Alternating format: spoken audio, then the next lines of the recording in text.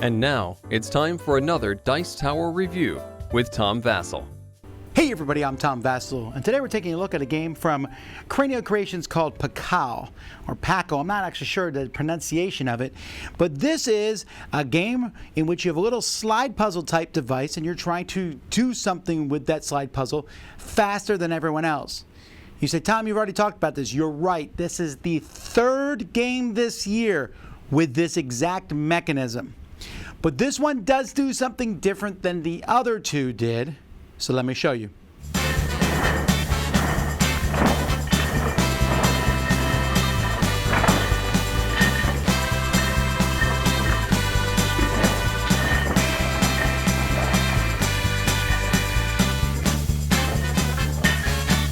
In this game, each player is going to get a plastic tray. They're going to take one of these cards, stick it in that tray, and then they're going to cover up the tray with 11 of their colored squares and 4 clear squares. You need to cover up every symbol on your tray, and you'll have one open spot on your tray, like this. And what's going to happen is, you're going to, at the same time, you're going to turn over one of these tiles. So I need to show these 3 symbols, the purple, the orange, and the red one, and nothing else. And you do so by moving theirs around. Well, that's blue. There's the purple. Okay, so I can put a clear on top of that. There's the orange. And there's the red. Boom. I'm done. I'm showing all 3 symbols and no other symbols. As soon as I'm done, I'll grab one of these. So let's say I grab, for example, this one here. There's a timer that you'll be running, and you can play easy or hard, 30 or 45 seconds. And after the timer's run out or not, anybody who's got one of these will move forward to the next one in front of them. So I grab the Jaguar. I'm the red player. I move up to this Jaguar. You are not allowed to grab one of these. Well, you are allowed to grab one, but you won't move at all if you grab one of the symbols shown on the thing. And then, after moving, if you move past one of these torches, then you will take one of the colored squares off of your board and you'll add in another clear one. If you didn't move at all, you take off one of the clear ones and add in another colored one.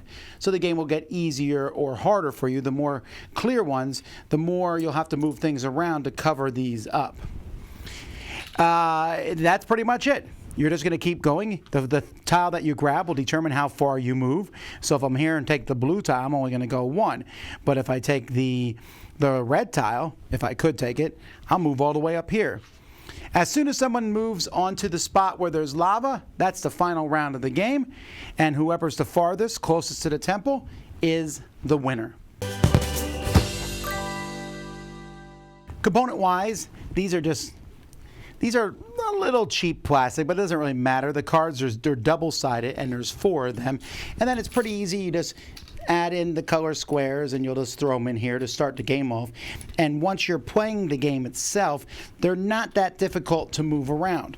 You know, you're just sliding around like this. They slide really well, so I'm pretty happy with them. It's also very easy to tell the difference between the shapes and the colors. Even if the colors are somewhat similar, like maybe you get orange and yellow confused in your head, it doesn't matter because they have very different shapes on them.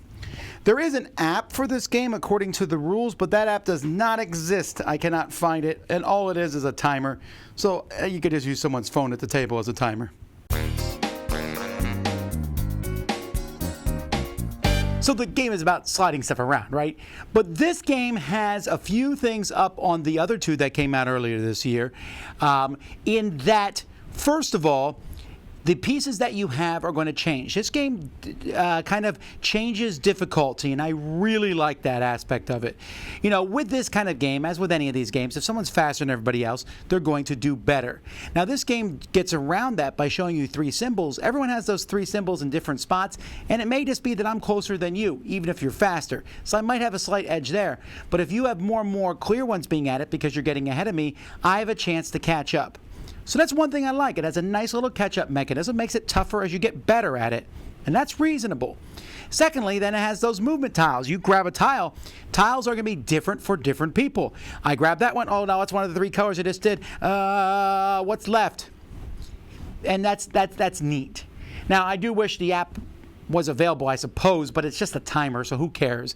That would, maybe it had sound effects or whatever, but just playing with the timer, I found this one to be a lot of fun. Yes, it's one of those games where I'm trying to do something faster than you, but it adds a little bit of extra stuff where it keeps it kind of a somewhat level playing field, and it gives a little bit extra part of a game as you grab those things. It's still fast, it's still short, and it's still sliding pieces around. Happily, I like sliding pieces around, and of those games, this one is the best. I'm Tom Vasel. We'll talk to you next time. Dice Tower Judgment approved.